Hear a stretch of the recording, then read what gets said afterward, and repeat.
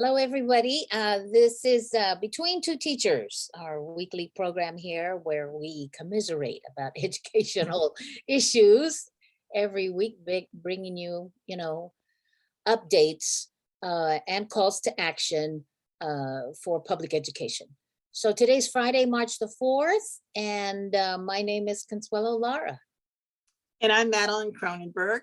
And as always, I will give the land acknowledgement.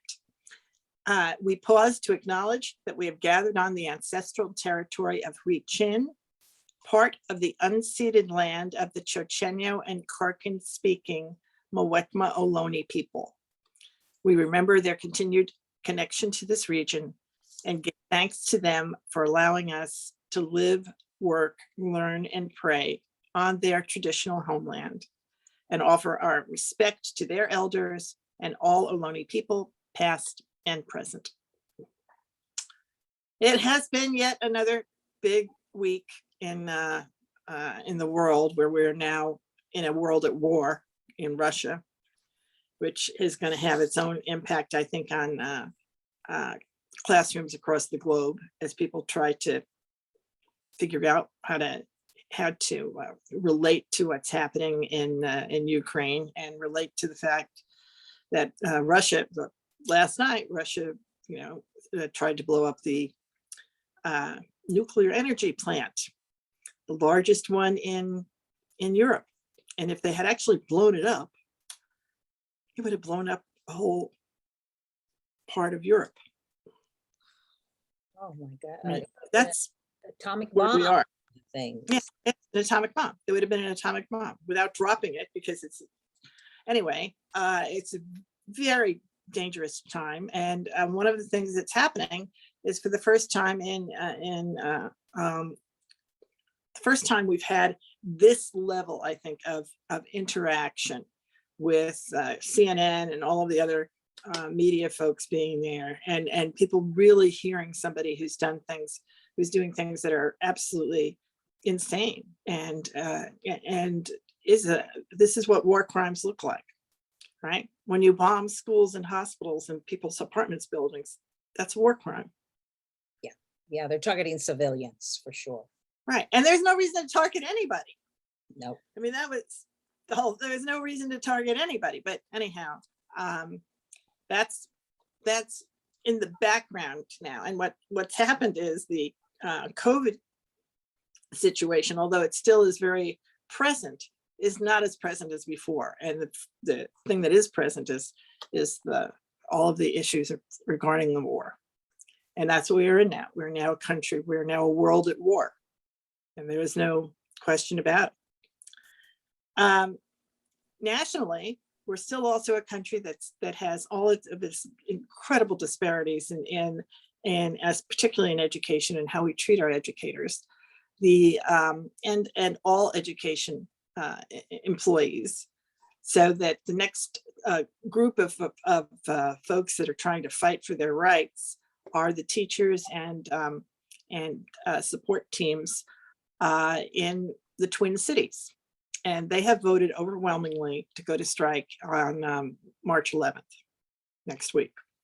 Mm-hmm. So it looks like they're going to do it. And just it's over wages. Their wages are abysmally low compared to what we're used to in California. The starting salary for a teacher at the low end of the scale, but it is the low end of the scale, is $24,000. Oh God, that is just awful. Unbelievable number for somebody who's the full-time teacher in the classroom.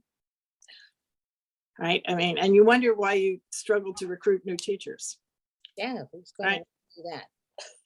Going to do that. And it's even less for the, I was watching the food service workers, and they voted to go out on strike because their salaries are even less than that. So it is a crisis. It's been a continuing crisis, but it's not, it certainly hasn't been addressed. We have a long way to go. And many of these states now have extra money, because one of the consequences of the whole pandemic is that their budgets are stronger, because money had poured in, and the way it had been dispersed to schools, there are still pots of money that could be used to address some of these inequities now. And Absolutely. the question is, the question is having the political will to do it. Yeah. That's the issue. Okay. Anyway, that's that group. There are also endless numbers of bills that we've talked about before regarding attacking, demonizing teachers, causing you to have to pay fines if you teach something in a way that your parents find to be problematic, having to make sure that you make sure everybody knows what you're teaching. All of these different bills are only growing. Yeah. And they're also being put on statewide ballots. So they're in the legislatures and they're on the statewide ballots. And that's a continual problem, a really growing problem. Right-wing advocates have really seen that this is a winner for them. Yeah. And they have a lot of money to hire signature getters. And they're Right. Right. All across the country, right? State after state. Locally, one of the things that's happening, and it's also happening across the country, but here we had a meeting this week of the local school board where they discussed the vaccine mandate, which has been pushed to July 1st with the rest of the state. And of course, the reason was because even though they were able now to connect to the statewide database of students who have received the vaccine, there were 1,500 students missing from the database. So if you're missing, that means you haven't had the vaccine. And there are other additional students who have specifically said they're not going to get the vaccine. And you have to be able to provide an education for them. So what it means is you have to be able to expand your virtual program. Yep. So, but then does that also include students who may have moved or aren't coming back, or would it? Now, these are students who are listed on, my understanding is that these are our students who are listed on our attendance records in Power School. Power School. Yeah, that's a lot of students. That's a lot of students. It's a lot of students, and it's different from community to community, but there's no question that that there is a large group of families that have made that decision. Yeah. Right. Because this is the thing, you didn't have to show it to anybody. If you get the vaccine, that information is uploaded to this database, to the state database. And this allowed them to have access to the state database. That's why they now know everybody who's not in the state database. Yeah. Yeah. So And there could be a few that are a mistake, but it's only going to be a few that, if there was a hiccup in getting them uploaded. But yeah, basically these are people who didn't get the vaccine. Yep. They're going to have to, what's about to happen in, I think across the country, is that there's going to be a real need for teachers who want to teach online. Yes, it will be. Yes. Have to be part of the teacher credentialing programs too, to make sure we got teachers who are prepared to. We need to, and that really is something that shouldn't be hard to figure out. People should be doing that. There are obviously strategies that are successful and best practices, and we've got to start putting them together. Now, Los Angeles is doing it because Los Angeles is much bigger than our district, and they have 15,000 children who are going to be online, whose families have made that decision. A lot of teachers they're going to need. So they're opening up 6 virtual schools, and they're going to theme them. But they also are going to have to, they have to recruit those teachers. I need the teachers for that. But the one thing that's interesting is you probably could live anywhere. Yeah, that too. You can get them from all over. That's true. But wouldn't they need a California credential? Yeah, well, they would, but maybe you could get, who knows? I mean, you could get it. There are credentials that are accepted from state to state, right? This reciprocity. So, or you'd apply. You could live in a low-cost state, and you could live in Mississippi or Minneapolis and apply to be a California credential and to be a California teacher. That's right. They're going to have to figure all that out. Mm-hmm. Yep. Figure all that out. Anyway, but that's coming. So that's what's coming. And that's just an interesting fact that is how it's played out. But that is definitely how it's playing out. And then the update I wanted to give is just another challenge for San Francisco.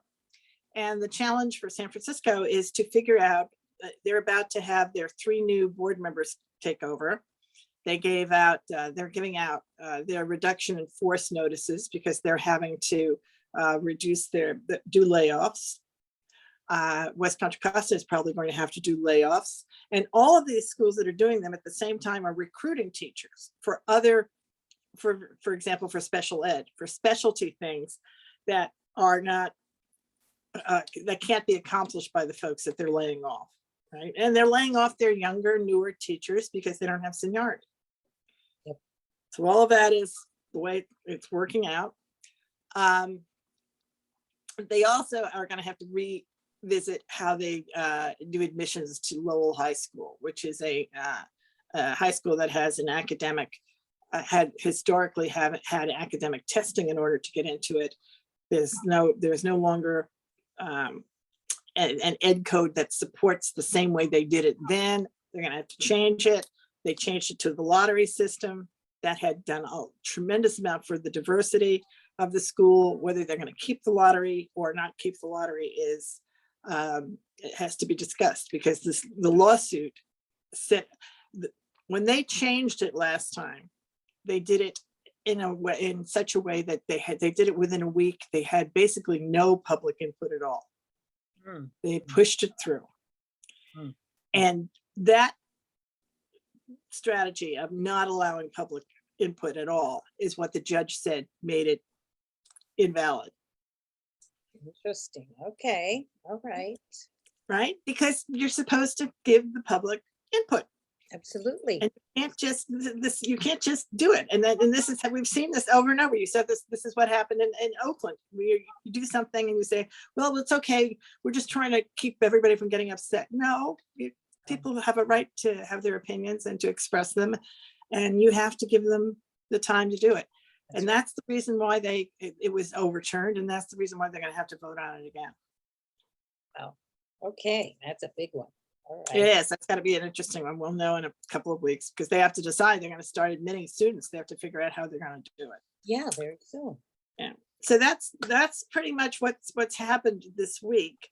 And you have been active with the retired teachers. Yes. Thank you. In fact, I'm still in the middle of online virtual conference on for CTA retired, and which I am a member, and they have their conference. They always have their annual conference. And this year it's the home edition. And the thing I noticed a difference is, of course, it's a political organization, and they, take stands on issues, etc. And there was a lot about how public education and school board elections are being targeted by these really extreme groups. And even mentioned that there's a PAC that's put together by Mr. Bannon, Trump's buddy, and support this, getting right-wing, basically extremists, onto more school boards nationwide. So that's what we're fighting. That's what we're fighting against. And there were several workshops on these activities, and some are trying to recruit kids from schools to be these extremists as well. So we're looking at the political landscape, saving democracy, and what's the activities of these extremist groups and how we can take action. The whole critical race theory is about, attacking the curriculums. So I'm really happy with what they're looking at, the information that they've shared. And then one I was really happy about, so I'll leave on a positive note, in that the union is really pushing forth the supporting the community schools model.